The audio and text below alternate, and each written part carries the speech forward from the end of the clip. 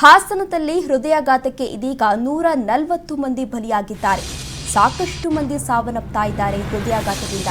2 ವರ್ಷದಲ್ಲಿ 140 ಜನರಿಗೆ ಹೃದಯಾಘಾತವಾಗಿದೆ. ಹೃದಯಾಘಾತಕ್ಕೆ ಹದಿಹರೆಯದವರೇ ಟಾರ್ಗೆಟ್ ಆಗ್ತಾ ಇದ್ದಾರೆ. 20 ರಿಂದ 50 ವಯಸ್ಸಿನ ಜನರಿಗೆ ಹೃದಯಾಘಾತವಾಗ್ತಾ ಇದೆ. ಹಾರ್ಟ್ ಅಟ್ಯಾಕ್ ಬಗ್ಗೆ ಡಿಎಚ್ಒ ಅನಿಲ್ ಇದೀಗ ಮಾಹಿತಿಯನ್ನ ಕೂಡ ನೀಡಿದ್ದಾರೆ. ಜೀವನ ಶೈಲಿ, ಅಸಮತೋಲನದ ಆಹಾರದಿಂದ ಅನಾಹುತಗಳು ಹೆಚ್ಚಾಗ್ತಾ ಇದೆ. ಸಾಕಷ್ಟು ಕಾರಣಗಳನ್ನ ನೀಡಿದ್ದಾರೆ. ಈಗಿನ ಲೈಫ್ ಸ್ಟೈಲ್ ಅನ್ನ ಕಾಪಾಡಿಕೊಳ್ಳಿ ಅಂತ ಡಿಎಚ್ಒ ಇದೀಗ ಸಲಹೆಯನ್ನ ಕೂಡ ನೀಡಿದ್ದಾರೆ. ಹಾಸನದಲ್ಲಿ 2 ವರ್ಷದಲ್ಲಿ 140 ಜನ ಇದೀಗ ಸಾವನ್ನಪ್ಪಿದ್ದಾರೆ. ಹೃದಯಾಘಾತಕ್ಕೆ ಹದಿಹರೆಯದವರೇ ಟಾರ್ಗೆಟ್ ಆಗ್ತಾ ಇದ್ದಾರೆ. 20 ರಿಂದ 50 ವಯಸ್ಸಿನ ಜನರಿಗೆ ಹೃದಯಾಘಾತ ಆಗ್ತಾ ಇದೆ.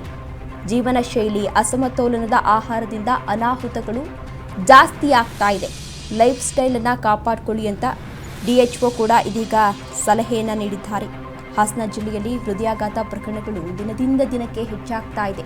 2 ವರ್ಷದಲ್ಲಿ ಬರೋಬ್ಬರಿ 507 ಜನರಿಗೆ ಹೃದಯಾಘಾತವಾಗಿದೆ.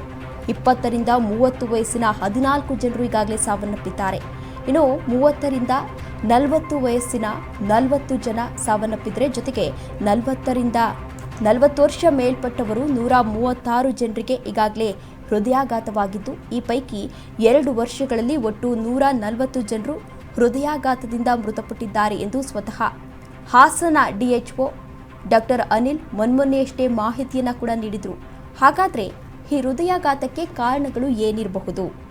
ದುಶ್ಚಟ ಇರಬಹುದು, ಅಸಮತೋಲನದ ಆಹಾರ ಸೇವನೆ ಇರಬಹುದು, ಜೀವನ ಶೈಲಿ, ನಮ್ಮ ಜೀವನ ಶೈಲಿಯೂ ಕೂಡ ಇದಕ್ಕೆ ಕಾರಣ ಆಗುತ್ತೆ. ಆದ್ದರಿಂದ ಹೃದಯಾಘಾತಗಳು ಇತ್ತೀಚಿನ ದಿನಗಳಲ್ಲಿ ಜಾಸ್ತಿ ಆಗ್ತಾ ಇದೆ ಎಂದು ಹಾಸನ ಡಿಎಚ್ಒ ಮಾಹಿತಿಯನ್ನು ಕೂಡ ನೀಡಿದರು. ಜೊತೆಗೆ ಒಂದು ಉತ್ತಮ ಜೀವನ ಶೈಲಿಯನ್ನು ಎಲ್ಲರೂ ಕೂಡ ನಡೆಸ್ಕೊಂಡು ಬನ್ನಿ ಎಂದು ಡಿಎಚ್ಒ ಅನಿಲ್ ರವರು ಇದೀಗ ಮಾಹಿತಿಯನ್ನು ಕೂಡ ನೀಡಿದ್ದಾರೆ.